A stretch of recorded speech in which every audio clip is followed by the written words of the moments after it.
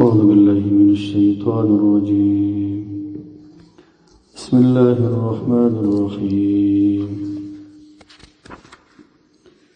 سورة أنزلناها وفرضناها وأنزلنا فيها آيات بينات لعلكم تذكرون. سورة النور دیتا د نور نوم خود شوی. قرآن کریم هر صورت ته چې کومه کلمه خود شوی د نوم په تور کلمه په صورت کې ذکر شوی. روس آیات کې دا راځي الله نور السماوات والارض 15 نمبر آیات کې.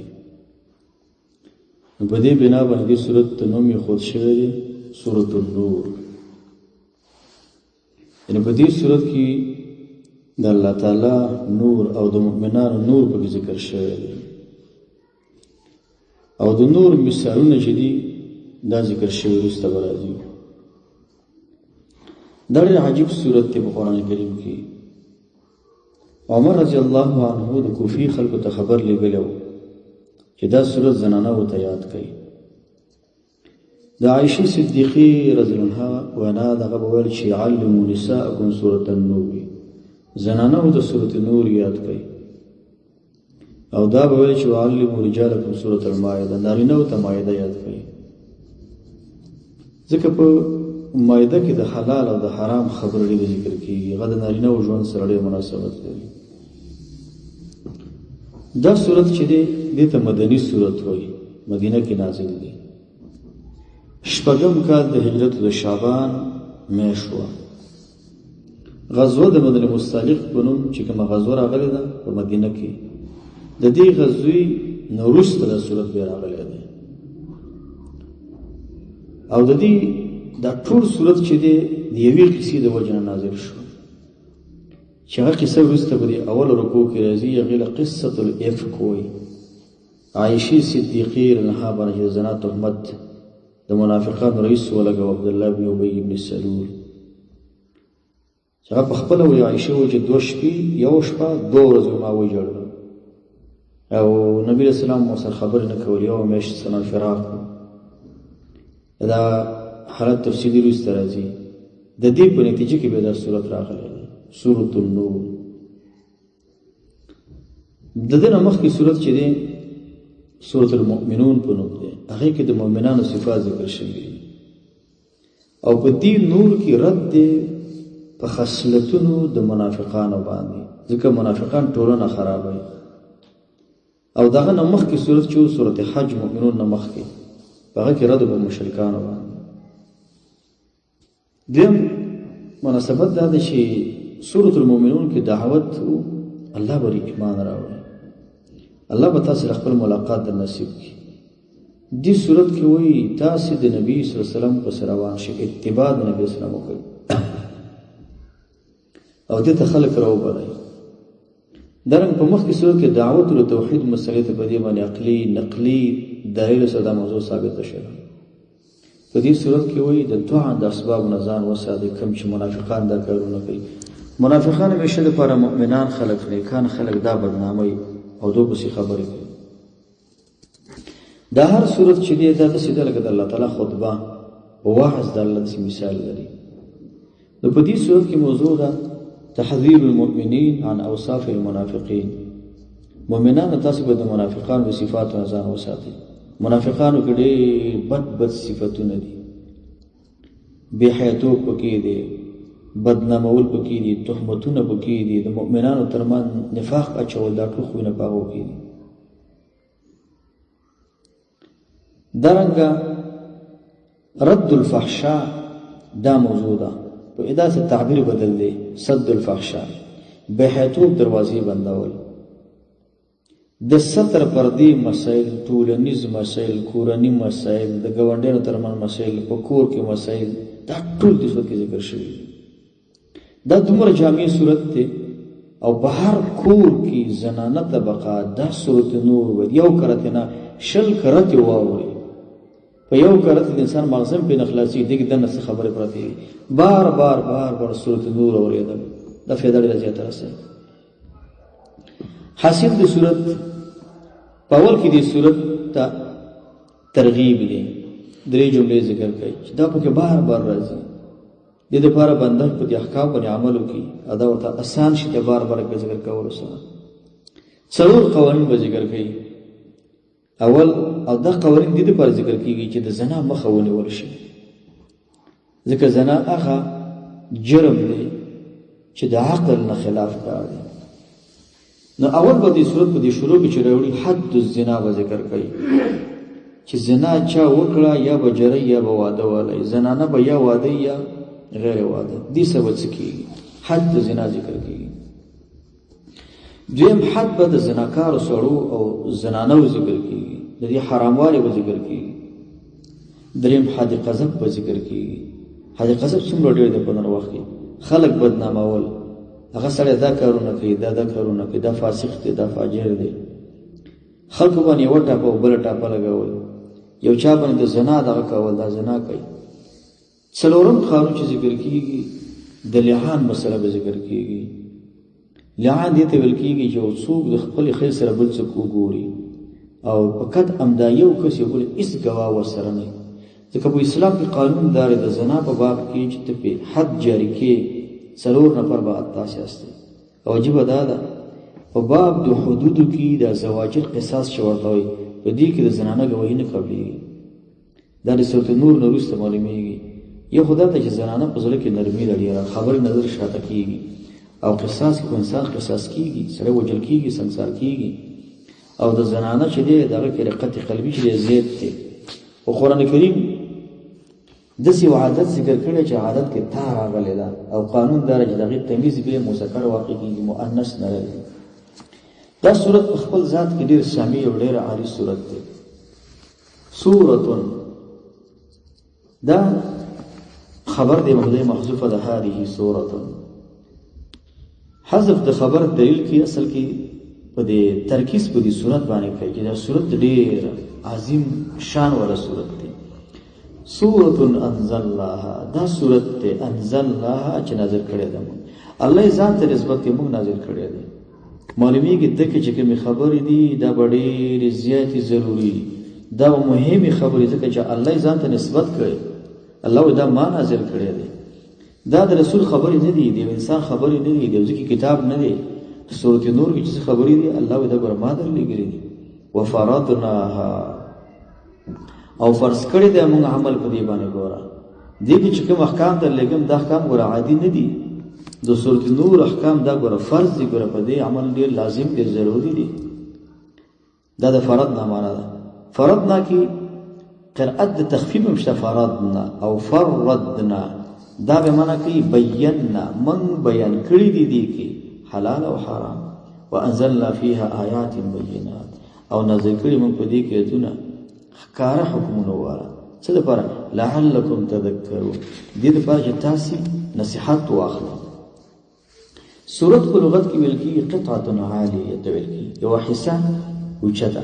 او دا سورت چې دی اوچتې مرتبې والا دی، یا ویل کېږي منزلة شریفه، اوچتې او عزتمندې مرتبې والا. سورت په لغت کې حائط دیوال ته ویل کېږي، او د سورت کې د اوچتوالي معنا پرته ده. الله تعالی په ځان ته ولې نسبت کوي چې دا په تاسې لازم دی، دا په تاسې باندې ضروري دی. فرضنا معنا اوجبنا العمل بها، په دې باندې د عمل چې دی دا موږ واجب کړی په تاسې باندې، په تاسې باندې لازم دی. الزانیة والزاني فاجلدوا كل واحد منهما 100 جلدة. اول قانون ذکر کوي. مخکې موږ ویل دلته 4 قوانین ذکر کوي. اول قانون دی د فحشا د بندولو لپاره چې زناکارې ښځې او زناکار سړی د دې حکم کوي. ځکه زنا چې دا د څو خبرو نه پیدا کېږي. اولینه خبره زنا د بېدینۍ نه رامنځته کېږي چې کوم جانب کې دین کمزوری دی، دین د ضعف حالت کې دی، خلک نه پوهېږي، جهل زیات دی، دې کې زنا رامنځته کېږي. او زنانه طبقه د دین عموما ضعیفي، زنانه معلومات هم کمی، دینداري هم ډېره کمزورې ده. دویم دین چې دغه چې رامنځته کېږي زنا دا د بېعقلۍ نه رامنځته کېږي. او زنانه په دنیا کې د دوی عقل هم کمزوری دی. د زنانه عقل ولې کمزوری دی؟ د دین د وجې نه. دین کې ولې کمزوري ده؟ میاشت کې شپږ ورځې مونځ نه کوي. زنانه ماشوم چې پیدا شي څلوېښت ورځې مونځ نه کوي، کله پنځه دېرش، کله شل، پنځه زیات او کم. نو په دې مونځونو کې دننه تفریګانې ډېرې راځي، وقفې ډېرې راځي. حج ته که لاړ شي، عمرې ته هلته که تکلیف راشي، بیت الله ته به نه داخلېږي. دلته که راشي رمضان روژې پرې پاتې کېږي، هرې میاشت کې مونځونه پاتې کېږي. دا دیني نیمګړتیاوې دي، سره دا الهي دي، د الله له طرفه دي. دا فطرت د زنانو کې دا مسله موجوده ده. خو دې سره دیني کمزوریانې راغلي. چې دیني کمزوریانې راغلي، د دین د کمزورتیا د وجې نه چې زنانو کې شته، هلته نیمګړتیا په عقل کې راغله.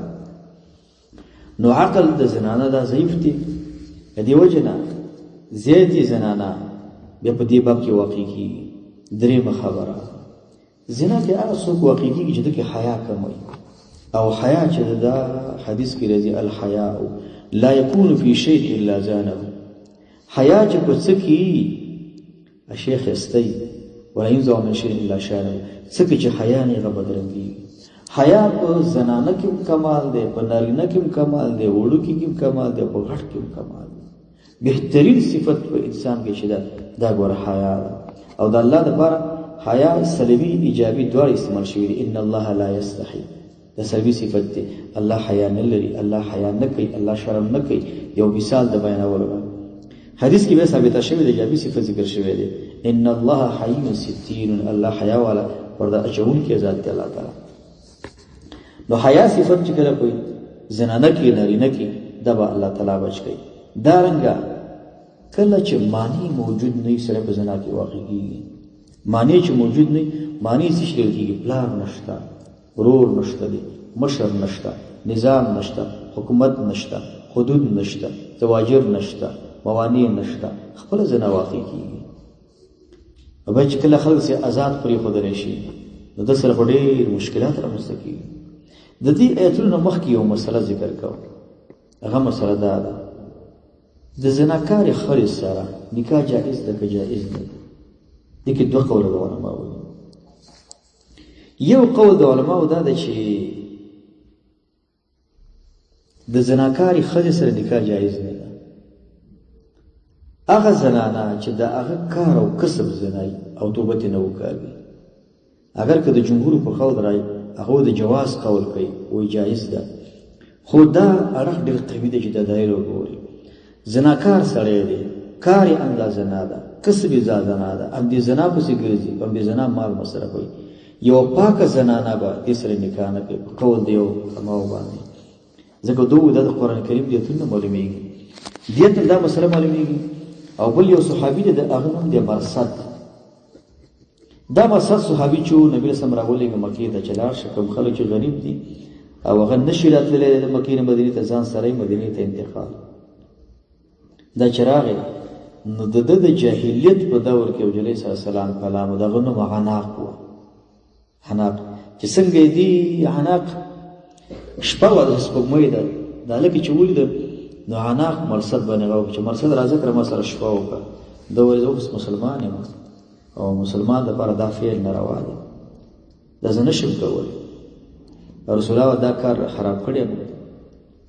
خو لنډه دا دې جلۍ چې کلې خبره ونه منله، نو جلۍ مشرکان را پاسو چې را پاسېږي مرصد راغلی دی او خلک مدینې ته تښتئ.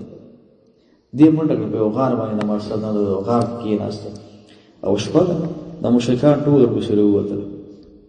خو لنډه دا چې دی وننیو.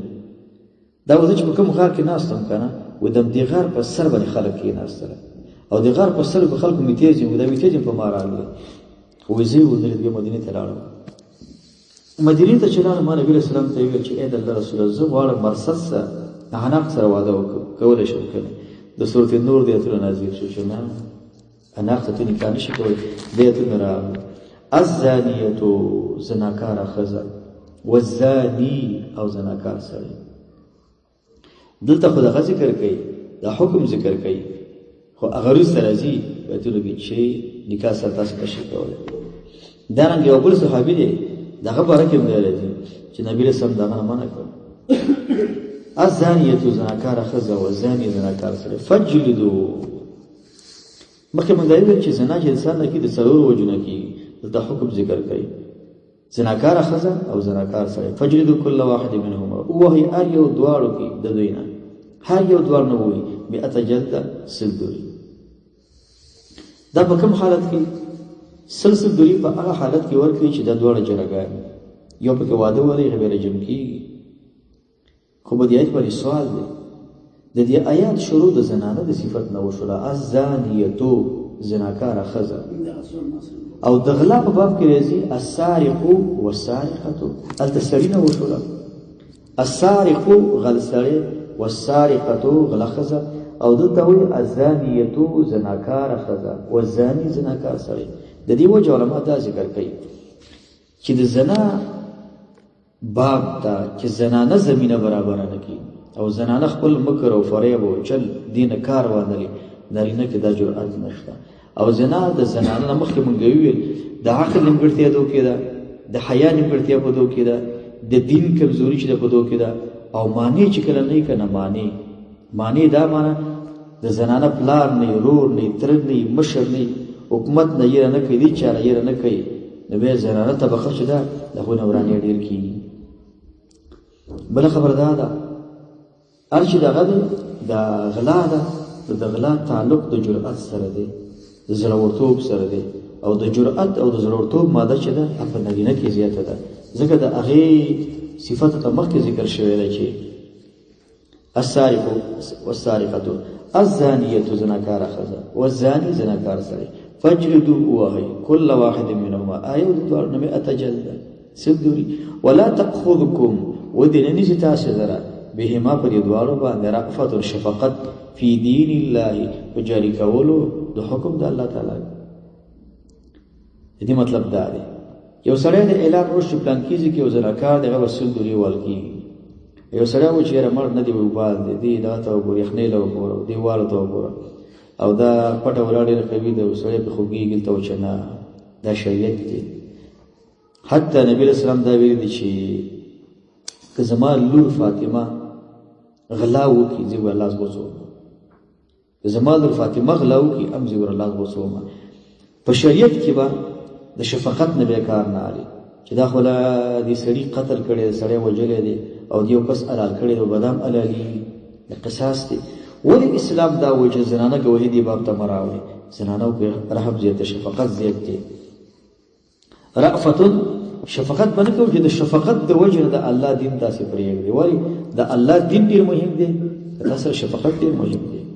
ان کنتم تؤمنون بالله والیوم الاخر، کوي تاسو چې ایمان لرئ په الله تعالی په ورځ وروستۍ. دینه دا معلومیږي چې د احکام شرعیه دا به څوک نافظوي؟ احکام شرعیه دا به هغه څوک نافظوي چې په هغو کې دین دی او په هغو کې د الله تعالی نه یېره ده. ځکه په دې ایتونو کې وایي که تاسې یېره کوئ، که یېره کوئ په الله کې ایمان لرئ او د قیامت د ورځې نه به تاسې کې یېره او خوف تاسې کې موجود وي او ایمان لرئ په الله په ورځ وروستۍ باندې، نو تاسې د رحم او د شفقت د وجه نه یو حکم شرعي چې دی هغه مه ساقطوئ. وليشهد عذابهما طائفة من المؤمنین، او حاضر دي شي عذاب د دې دواړو ته یوه ډله د مؤمنانو نه.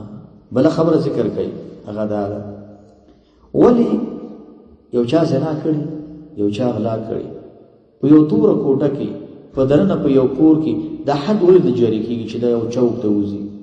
دا په دې خاطر چې دا سړی وشرمېږي او په دې خاطر چې دا کم حاضرین ولاړ دي هغوی له دې نه عبرت واخلي او درس ورنه واخلي. قرآن کریم کې الله تعالی د قصاص پر رابطه وایي ولکم فی القصاص حیات، ستاسو لپاره په دې قصاص کې ژوند دی. قصاص کې څنګه ژوند دی؟ سړی مړ شي دا خو ژوند نه شو، مطلب یې دا دی یو چا قتل کړی دی، قصدن یو سړی وژلی دی، اسلامي حکومت را پاسېږي، دا سړی محاکمه کوي، دا قصاص کوي. دا چې قصاص شو د ژوندو دپاره په دې کې ښه درس پروت دی، ژوندو دپاره په کې ښه عبرت پروت دی.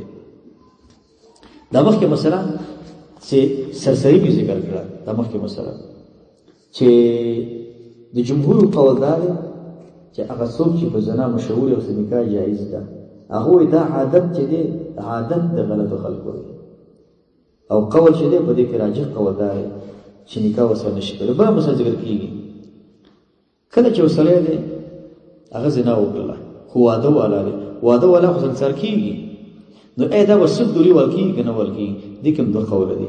یو قول دا چې دا به سکسر شي بس او جره به سود دوری ورشي. دې کې یو قول دا هم شته چې نه، دا کوم سړی چې دی چې زنا یې کړې واده والا دی، دا به یو ځل سود دوری ورکېږي او بیا به سکسر کېږي. الزاني لا ينكح الا زانیة. الزاني زناکار سړی لا ينكح نکاح نه کوي الا زانیة مگر زناکاري ښځې سره او مشرکه یا د مشرکې سره. والزانیة زناکاره ښځه لا ينكحها نکاح نه کوي الا زاني مگر زناکار سره او مشرک یا مشرک سره. وحرم ذلك المؤمنين او حرام کړی شوی دی دا کار د ایمان والا باندې. دلته دا مخکې مسله چې موږ اشارتا ذکر کړه، دلته دا مسله ذکر شوې ده. زناکارې ښځې په دوه ډوله دي. یو هغه زنانه ده چې هغه نه په ژوند کې یو کرتې دوه کرتې دا فعل شوی دی، بې کلکه توبه الله ته ایستلې ده. په دې باندې په اتفاق د علماو نکاح جایز ده. د ده په نکاح کې هېڅ مشکل نشته دی چې یو زنانه ده د هغه نه یو کرتې دوه کرتې دا فعل شوی دی او مؤمنه ده، توبه یې الله ته ایستلې ده، کافر مسلمانېږي، سیک مسلمانېږي، دهري مسلمان کېدلی شي، دا خو کبیره ګناه کړې ده، اصل نکاح جایز ده. دویمه هغه زنانه ده چې د هغه هم دا کسب دی او د همدا هم دا فیل دی او ده نه شته کېږي نه، توبه هم الله ته نه وکاږي، د ده سره به څوک نکاح نه کوي او ده نه بیا ځان ساتل پکار دی. او دا نظر تقریبا د ډېر زیاتو ائمهو دی. صحابه کرامو کې د ابوبکر صدیق رضی دی، د علي بن ابي طالب دی، عبدالله بن مسعود دی. په ائمهو کې د امام احمد دی، د ابن حزم دی، شیخ الاسلام ابن تیمیه، ابن القیم، د دې ټولو دا نظر دی چې داسې چا سره به نکاح نه کوي. دلته سوال دا پیدا کېږي د زنا په باب کې د مشرک څنګه وي؟ وزانیة زناکاره ښځه لا ينکحها نکاح نه کوي د سره مګر زناکار او مشرک. د دې مشرک چې دی که د دې معبود معلوم نه وي، کله یو طرف ته اوړي او کله بل طرف ته، او دغه چې کوم دی دا کومه ښځه چې په زنا باندې عادت دی د هغه مسیر چې دی دا معلوم دی. والذین یرمون المحصنات په دې کې یو بل حکم ذکر کوي چې هغې ته حکم د حد قذف وایي. یو چا باندې تهمت لګول، یو څوک چاته وایي چې دې کس زنا کړی او دې کس دا جرم کړی، دې دا جرم کړی او دا جرم هغې نه کړی، داسې کس په اتیا دورې ورکوي. شریعت ولې دا خبره کوي چې یو چا هسې چاته یې ویل چې تا زنا کړی او زنا یې نه کړی، دا به اتیا دورې ځکه ورکوي انسان دې دردمند که انسان ته بدنام که په دې باندې. والذین هغه کسان یرمون المحصنات چې بدنامه لګوي پاک دامنو نفسونو باندې، په پاکو نفسونو باندې څه شی کوي؟ دا بدنامه لګوي. په دې کې اشاره چاته کوي؟ عایشې صدیقې ته الله تعالی. دا ایتونه اصل کې دغه لپاره مقدمه غوندې ده چې هغه پاکه زنانه وه او تاسې په هغه باندې تهمت ولګو، بدنامه کړله او دلته یرمون راوړی. یرمون رمي اصل کې اشته ته ویل کېږي، اشاره دې ته کوي یو سړی دی هغه زنا نه ده کړې او ته ورته چې تا زنا کړې، دا تا داسې وکړل لکه تا چې په زړه وایشته. دا دومره درد د انسان ته ورکوي. پاک انسان تا بدنام کړ، پاک نفس تا بدنام کړ، پاک زنانه تا بدنامه کړه. ثم لم یأتوا بأربعة شهداء بیا دوی رانوړي څلور ګواهان. اربعتی ګوره راوړي، اربعتی د عادت کې تا راغلی ده، د تمیز چې د مذکر راوړي. فجلدوه 80 جلده نو ووهوي دوی لره اتیا دوی ته د خلک ووایي. ولا تقبلوا لهم شهادة ابدا او مه قبلوئ دوی لره ګواهي هېڅکله، ګواهي ورته مه قبلوئ. بعض علما دا وایي چې د دې نه دا معلومیږي چې کوم انسان د زنا باندې ملوث شي او توبه الله ته وکړي، بعض وایي چې دا فاسق دی، توبه یې دغه نه قبلېږي، ګواهي آینده کې هم نه قبلېږي. ظاهر قول دی کې دا دی چې کوم انسان توبه وایستله نو بیا د ده ګواهي چې دا د قبلېدلو دا قبلېږي، خو دا ده چې فاسق به انسان ته ویل کېږي. ولا تقبلوا لهم شهادة ابدا او مه قبلوئ دوی لره ګواهي هېڅکله. اولئک هم الفاسقون دا کسان چې دي هم دوی نافرمان. الا الذين تابوا نو بعض علماو دا الا استثناء د فاسقون نه ذکر کوي. الا الذين تابوا مگر هغه کسان چې توبه وایسته. من بعد ذلك رسل الدين دا فعل وکړو دا ګناه کړی دا تهمت کړی به توبه ایستلی بیا ویل دا کار نکړو واصلحوا او خپل عمل برابر کړی فإن الله غفور رحیم یقینا الله تعالی چې بخښنه کوونکی او رحم کوونکی والذین يرمون ازواجهم دلته څلورم حکم ذکر کوي د حکم د لعان ویل کېږي د لعان حکم دا معنا لکه یو کس نبی اسلام ته راغی حلال کړو و اې د الله رسوله زه کور ته لاړم په خپل کور کې مې د خپل اهل ته مې بل کس ولیدل نبی اسلام ولوي چې دغه خو څلور ګواهان ته ضرورت دی سعد نبی اسلام ته و چې اې د الله رسوله یو سړی به کور ته ځي او د خپل کور کې به بل څه ګوري بیا به سړی ګواهانو پسې ګرځي په قسم په الله زه به دا ټوله دغه وینو باندې رنګ کړم نبی اسلام باندې ته و چې انظروا الى غیرت الساعه د سات غیرت ته وګوري ته غیرت کې الله دا فعل حرام کړی دی الله دومره غیرتی ذات دی الله اغیر الله ډیر غیرتی ذات دی الله دا فعل چې حرام کړی دی اسلام ولې دا خبره کوي چې په زنا کې کدرې گواهان می حد به نه جاری کیږي کدوه گواهان می حد به نه جاری کیږي څلور ولې وایي دلته ادم دا دی چې د زنا خبر ډیر بل دمان دی نشي او د زنا که چانه وشي به پټ شي بل خبره دا ده څلور گواهان اسلام ځکه ښودلی دي چې عموما یو څوک چې زنا کوي هغه به داسې ځکه نه کوي چې ډله خلک دې ورشي د اسلام په دې ارڅ کې رازونه دي حکم دي پکې د کې دا حکمت دی که دا فعل یو نفر دو نفر ولید ته چا ته مو دا خبره پټه کا چې څومره دا خبر راړي پلچک باندې وي بازار کې وي په دکان کې وي هر مجلس کې دی دا فکرونه د خلکو خراب وي دې څه د خلکو اظهار خرابېږي خو بل فرض کې وځي کې د څوک واقع شو څلور نفر او صحنه ګوري بیا به دې باندې سکی په دې به حد جاری کیږي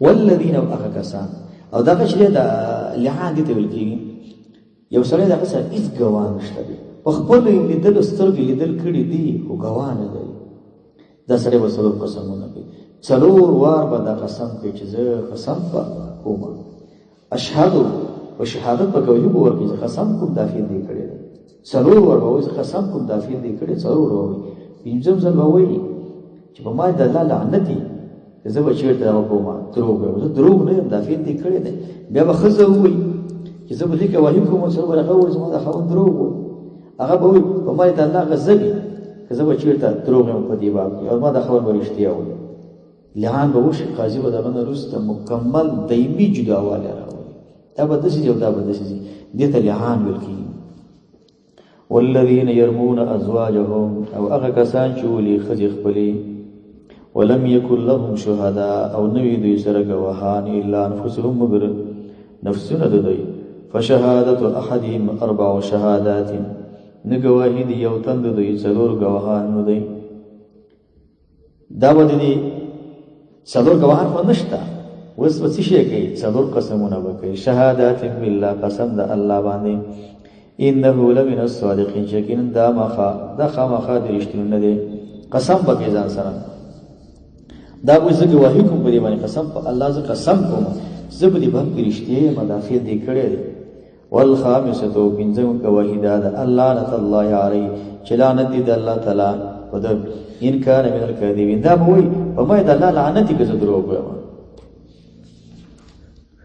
ويدروا عنها العذاب دلته وی والخامسه او د زنانه باره کې رسې راځي والخامسه ځکه سړی چې دی خپه د سي ورختای کې نه دی او د زنانه حالت د ورختای د غیر خامسه ته ویل والخامسه بنځم گواهی دا الله نت الله علی چلانت الله تعالی دی پد ان کان من الکاذبین کدی وی دروژنونه ويدروا عنها العذاب او دفقوی د اغین عذاب شرم دا خبره ان تشهد 4 شهادات چې گواهی وکړي څلور گواهی یعنی دا گواهی نه اصل کې څلور قسمونه دي انه لمن الكاذبین ابو یقینا در دروژن نه دي څلور ځل به زنانه گواهی کوي دا سره دروغ په معنی تهمت تړي والخامسه او فين زمزل بوای ان غضب الله عليها چې غضب د الله تعالی دی په دې خزه باندې ان کان من الصادقین چې سره د رښتینو وي دلته